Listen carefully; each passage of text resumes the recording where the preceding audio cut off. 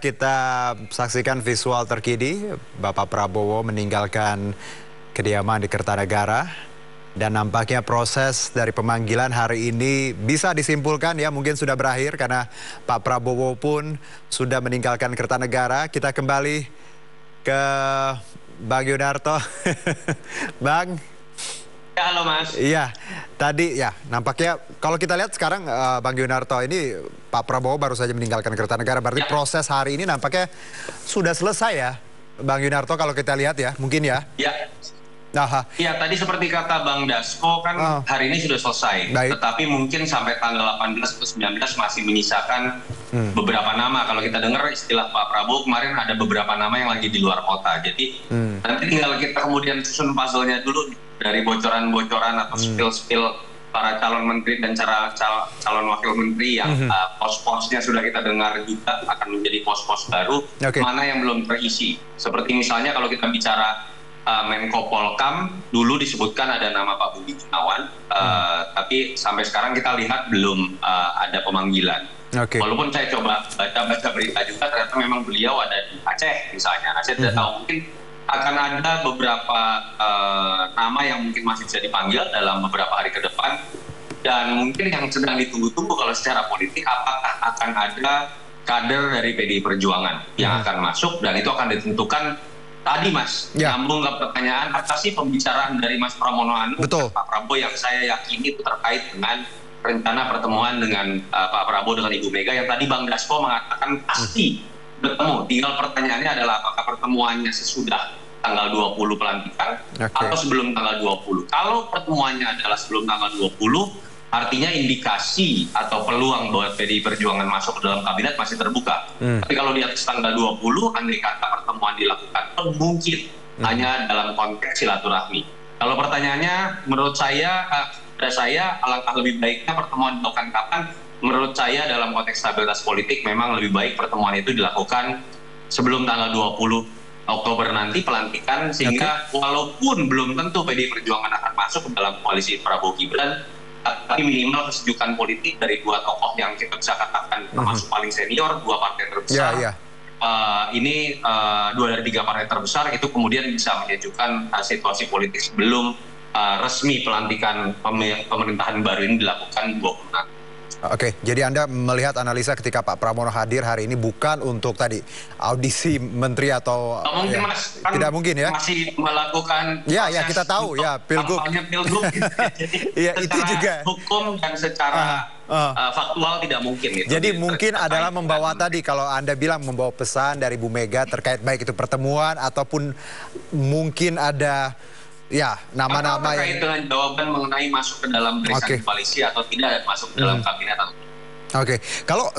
kalau tadi Pramono, Mardiono, Bang Yunarto ada P3, ini kan juga jadi catatan kita bagaimana sebenarnya Pak Prabowo dan kabinetnya melihat bahwa memang tidak menutup kemungkinan untuk partai-partai yang ketika berkontestasi di Pilpres memang berseberangan tapi sangat bisa masuk di kabinet. Bagaimana Anda melihat ini?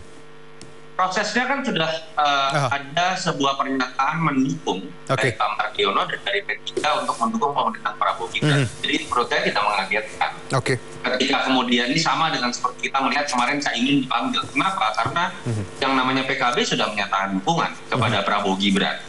Jadi yang ditunggu adalah PDI Perjuangan. Karena sampai sekarang memang belum jelas posisinya apakah akan menjadi partai yang ada di luar pemerintahan ataukah akan bergabung. Jadi menurut saya sangat logis dan tidak mengagetkan kalau misalnya betul Pak Mardiono akan menduduki posisi wakil menteri. Kenapa tidak menteri? Ya mungkin karena dalam posisi yang memang bukan pendukung Prabowo Gibran pada saat kampanye. Yang kedua, ya komitmen bahwa P3 juga bukan partai yang lolos di parlemen, sehingga harga politiknya tentu saja akan berbeda. Mirip misalnya kalau kita lihat isu mengenai Fahri Hamzah akan masuk menjadi wamen, ya karena posisi dari partainya Fahri Hamzah, Partai Gelora, bukan partai yang masuk dalam parlemen yang tentu saja harga politik akan lebih mahal.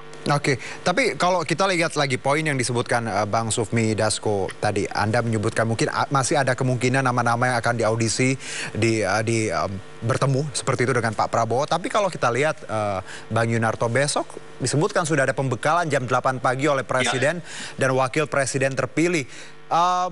kira-kira analisa Anda gimana? Kalau besok pembekalan, lalu nama-nama yang menyusul gimana nih, Bang Yunarto, menurut Anda?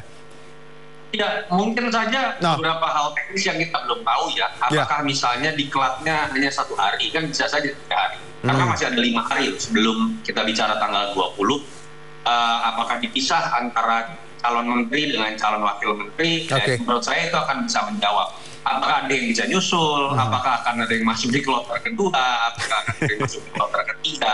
Tetapi bahwa kemudian ada beberapa nama yang memang belum rampung sepenuhnya, itu kan sudah diutarakan oleh Pak Prabowo karena alasan teknis terkait dengan di luar kota, ataupun tadi sudah diakui juga oleh Bang Dasko. Tinggal kita tidak tahu apakah itu sekedar permasalahan teknis orangnya sedang berhalangan, atau kemudian memang ada proses politik negosiasi yang di panggung belakang belum selesai. Nah itu biasanya terkait dengan masalah koalisi, dan salah satunya yang sedang ditunggu jawabannya adalah mengenai apakah PDI Perjuangan akan masuk atau tidak ke dalam. Baik. Kalau kita lihat juga bagaimana sebenarnya, Bang Yunarto. Ya. Sebentar kita ke Kertanegara, sebentar ada rekan kami yang akan melaporkan kira-kira situasi di sana terkini seperti apa. Karena kita mungkin ingin mendengar kira-kira di lapangan hiruk pikuknya seperti apa, karena beberapa saat yang lalu memang Pak Prabowo sudah meninggalkan Kertanegara. Mungkin ada laporan, sore, silakan Galuh. Pemirsa, saat ini baru saja keluar dari kediaman Kertanegara 4 di Jakarta Selatan. Presiden terpilih Prabowo Subianto meninggalkan kediamannya yang sepertinya beliau akan menuju ke Hambalang karena esok hari akan dilakukan pembekalan bagi para calon menteri, wakil menteri, dan kepala badan yang sudah dipanggil dari kemarin hingga sore hari ini, yang akan dihadiri oleh Presiden terpilih Prabowo Subianto sendiri bersama dengan Wakil Presiden terpilih Gibran Raka Buming Raka. Dan hari ini tadi kami sudah melihat dan juga menyaksikan ada sekitar 50 orang yang mereka berasal dari para tokoh, akademisi, kemudian praktisi, dan juga para politisi yang rencananya akan ditempatkan untuk mengisi kabinet Prabowo Subianto dan Gibran Raka Buming Raka pada periode 2024-2029. Mereka sebagian besar terdiri atau berasal dari kalangan akademisi yang akan mengisi posisi sebagai wakil menteri, kemudian juga ada posisi kepala badan, baik di kementerian yang baru yang dibentuk oleh kabinet Prabowo Subianto, dan juga kepala badan yang baru juga yang akan nantinya dibentuk dan mengisi jajaran kabinet pemerintah Prabowo Subianto Gibran Raka Buming Raka. Adapun nama-nama yang cukup familiar di antara kita yang tadi juga hadir di kediaman Prabowo Subianto, yaitu ada Gus Miftah, ada Raffi Ahmad, ada Taufik Hidayat, kemudian nama-nama lama seperti Menteri Kominfo yaitu Budi Aris Setiadi, kemudian ada juga nama-nama para politisi yang juga hadir di sini. Kalau kami melihat bahwa para jajaran calon menteri dan juga wakil menteri di kabinet Prabowo Subianto ini didominasi oleh para politisi dari Partai Golkar dan juga Gerindra. Kalau dari Partai Golkar tadi ada 11 orang atau 11 kader yang terdiri dari 4 menteri dan 7 wakil menteri. Kemudian Gerindra juga kami melihat begitu banyak. Kemudian disusul oleh Partai PKB dan juga Demokrat, serta dari PAN juga cukup banyak. Dan untuk posisi wakil menteri kebanyakan adalah politisi. Juga nama-nama lain seperti Silmi Karim, kemudian juga tadi ada Otto Hasibuan, ada Riza Patria yang mungkin akan menjabat kembali di kementerian, tapi sepertinya bukan Kementerian Kominfo, sepertinya dia akan menjabat di Kementerian SDM sebagai wakil menteri. Kemudian ada juga Mardiono, dan ada juga tadi dari kalangan musisi juga, yaitu ada Yovie Widianto. Ya, kemudian juga ada beberapa nama-nama lain yang hadir di sini, ada sekitar 50 orang. Dan adapun mereka nantinya akan mengikuti pembekalan yang akan dilakukan di Hambalang Bogor, kediaman Prabowo bersama dengan Presiden terpilih dan juga Wakil Presiden terpilih. Sementara itu, kami juga akan mencoba menyampaikan bahwa sampai sore hari ini rekan-rekan media masih ada di sini untuk menanti mungkin ada tokoh-tokoh lain yang akan datang di sini karena kami juga masih menunggu di sini untuk memberikan informasi terbaru mengenai pemanggilan para tokoh-tokoh yang nantinya akan menempati jajaran kabinet Prabowo Gibran di 2024-2029. Kami sampai sejauh ini masih mencoba untuk mencari tahu juga siapakah para calon tokoh ya tadi akan menempati posisi-posisi menteri, karena sebelumnya diketahui bahwa untuk kader-kader dari PDIP, PKS dan juga Nasdem masih belum terlihat untuk datang memenuhi panggilan Presiden terpilih Prabowo Subianto. Namun informasi yang kami dapatkan bahwa sebelumnya telah disebut-sebut Abdullah Azwar Anas, kemudian ada Budi Gunawan yang rencananya akan mengisi juga jajaran kabinet pemerintahan. Kami belum melihatnya di sini. Dan untuk dari PKS, sementara tidak ada kader dari PKS yang masuk di kabinet, namun ada dari kalangan profesional yang memiliki hubungan atau relasi dengan PKS. Sementara Nasdem juga telah memberikan keputusan bahwa tidak akan terlibat dalam kabinet pemerintahan Prabowo Gibran selama 5 tahun ke depan. Sementara itu dapat kami informasikan kembali ke Anda, Bre. Baik, terima kasih Galuh atas laporan Anda langsung dari Kertanegara dan analisa teman-teman di lapangan tadi. Saya ke Bang Yunarto bahwa kita lihat ada PKS yang belum ada, tadi kadernya. Nasdem juga sudah disebutkan bagaimana sikap mereka akan berada di luar kabinet tapi tetap mendukung. Dinamikanya masih bisa terjadi dalam beberapa hari, Bang Yunarto. Tapi kita kembali bahwa Anda melihat proses yang sedang berlangsung. Apakah Pak Prabowo ya dengan ketegasannya, dengan background beliau yang luar biasa ya dari militer, nantinya juga bahwa ya proses seremoni audisi berlangsung, apakah beliau juga akan punya pertimbangan khusus atau mendengar dari yang Anda sebutkan bahwa kita semua berharap bahwa publik pun bisa memberikan poin kepada beliau agar nantinya bisa mematangkan nama-nama ini tidak hanya sebagai tadi balas budi atau kebutuhan, tapi memang orang-orang yang punya KPI, kira-kira kualitas yang bagus, Bang Yunarto.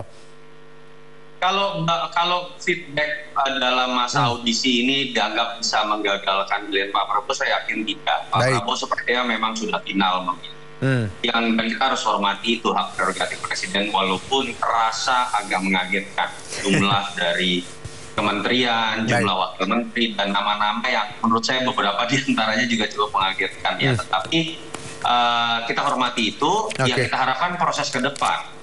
Ketika berbicara memilih itu didasarkan pada strategi merangkul, strategi balas budi. Nah, jangan sampai ketika mengevaluasi kinerja, faktor balas budi juga yang masih dihitung. Karena pemimpin akan menjadi tidak enak untuk mengevaluasi yang mana yang baik dan mana yang buruk. Dalam konteks itulah kita berharap keputusan Pak Prabowo. Jadi dengan jumlah menteri yang sangat banyak ya, kalau saya berharap sama seperti seorang direktur di perusahaan, terutama perusahaan terbuka, kewenangan sepenuhnya juga untuk kemudian mengevaluasi kalau ada yang jelek kerjanya, mau dia ketua partai kayak, mau dia dari relawan, silakan pecat. Basisnya adalah betul-betul kinerja. Bang Yunarto, kalau maaf saya potong, kalau kita lihat ini kan semangatnya kabinet Zaken ya. Kalau saya lihat bagaimana Zakennya di mana, Mas? Saya juga ya, nah, ini pertanyaan saya, Bang Yunarto. Ini kan semangatnya itu tadi Zaken. Kalau kita lihat misalnya contoh di Singapura, ini kan banyak memang menterinya memang dari elit parpol, tapi ketika mereka ditunjuk sebagai menteri, sikap dan keputusan mereka ini seolah tidak mengenal parpol. Nah, ini yang kita coba pahami bahwa Zaken sebenarnya sah-sah saja dari parpol. Mana Mas contohnya di Singapura? Iya, misalnya gini. Singapura itu sistem parlementer. Iya, misalnya nih Bang. Mengenal istilah Zaken kabinet itu, Zaken kabinet itu presidensial. Iya, maksudnya gini, Bang Yunarto, mandat sebagai menteri kan biasanya dari elit parpol juga ada di situ. Nah, tapi ketika menjadi menteri kan semangatnya harus memandang sama gitu, lepas dari parpol ya, kira-kira seperti itu. Apakah Anda nanti optimis bahwa Zaken ini bisa dimaknai para elit ini walaupun mereka berangkat dari parpol? Simpel Mas, sebutkan saja di negara sistem presidensial lain di seluruh dunia yang ketua umum parpolnya itu bisa jadi menteri. Gak ada Mas. Bekas di Indonesia. Artinya apa? Bahwa kemudian kita lebih bisa berharap bahwa kader parpol ketika sudah menjadi menteri bisa bekerja profesional, asal dia bisa melepaskan posisinya sebagai pengurus parpol. Apakah itu pernah dibuat aturan atau tidak? Pernah dibuat aturan tidak tertulis oleh Pak Jokowi 2014. Bisa di-browsing oleh para pemirsa. Pak Jokowi saat itu berharap bahwa para pengurus parpol yang sudah menjadi menteri seharusnya tidak lagi menjadi pengurus parpol. Karena bagaimana caranya membagi tugas yang sedemikian berat, satu harus mengurus parpolnya, apalagi ketua umum. Di satu sisi harus mengemban beban dari target seorang presiden sebagai pembantu presiden dengan beban yang luar biasa, bagi waktu saja sudah susah. Tadinya saya berharap Pak Prabowo bisa membuat terobosan seperti itu. Silahkan berikan balas budi Pak Prabowo terhadap kader-kader parpol. Tapi harus lepas tadi. Tapi yang kemudian dipilih adalah sosok-sosok yang tidak terbebani oleh kerja sebagai parpol. Sehingga kemudian ketika ada seseorang dipilih untuk menjadi menteri, dia bisa memilih. Oh, saya lebih memilih menjadi ketum parpol deh, karena fungsi saya sepertinya lebih besar di situ, kemampuan saya lebih besar di situ.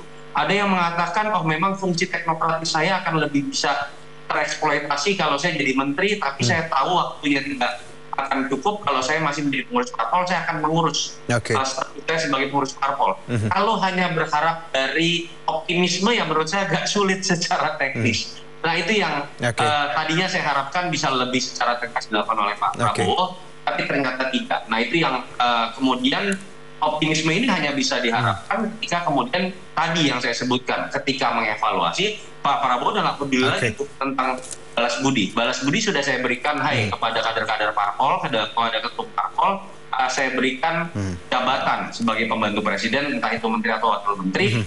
Tapi dalam konteks kinerja, saya tidak mengenal lagi latar belakang Anda, mau itu ketua umum, mau itu non-parpol, mau itu adalah wakil ketua umum parpol. Kalau kerjanya jelek, siap-siap saya pecat. Kalau kemudian kinerjanya bagus, saya akan pertahankan. Itulah fungsi sebagai seorang CEO yang seharusnya diberikan, yang dilakukan oleh Pak Prabowo. Dan ya saya masih tetap mencoba optimis, walaupun kemudian muncul kekagetan luar biasa ya hari ini. Banyak sekali nama yang saya lebih bisa menerjemahkan ini memang orang-orang yang berjasa buat kampanye Pak Prabowo, tapi variabel kompetensi terus terang akan banyak dipertanyakan terkait dengan latar belakang dari masing-masing nama yang dipanggil sekarang. Ya, variabel tadi kompetensi itu yang poin yang harus di-highlight ya. Tidak semua Mas ya. Kalau kita lihat barusan yang muncul di gambar ada Maria, ada itu sosok-sosok yang tapi yang menarik tadi yang mumpuni luar biasa. Bang Yunarto bilang bahwa paling tidak ya nama-nama itu harus lepas ya, atau mungkin selesai dengan hal-hal yang berbau tadi parpol. Dan tapi ya agak sulit, tapi lagi-lagi you cannot pick both, you should pick one ya. Seharus tadi kalaupun harusnya yang normally seperti itu kira-kira Bang Yunarto ya. Bang Yunarto, terima kasih untuk analisanya. Terima kasih Mas. Beberapa ya puluhan menit walaupun tadi jeda-jeda, tapi ini menarik bagaimana ya kita melihat dinamika yang berlangsung, tapi harapan kita tentunya nanti ya kualitas ini adalah pilihan yang terbaik buat saya. Dan tentunya amanah ya Bang Yunarto. Terima kasih Bang Yunarto atas waktunya. Terima kasih. Selamat beraktivitas kembali. Sehat-sehat. Salam sehat.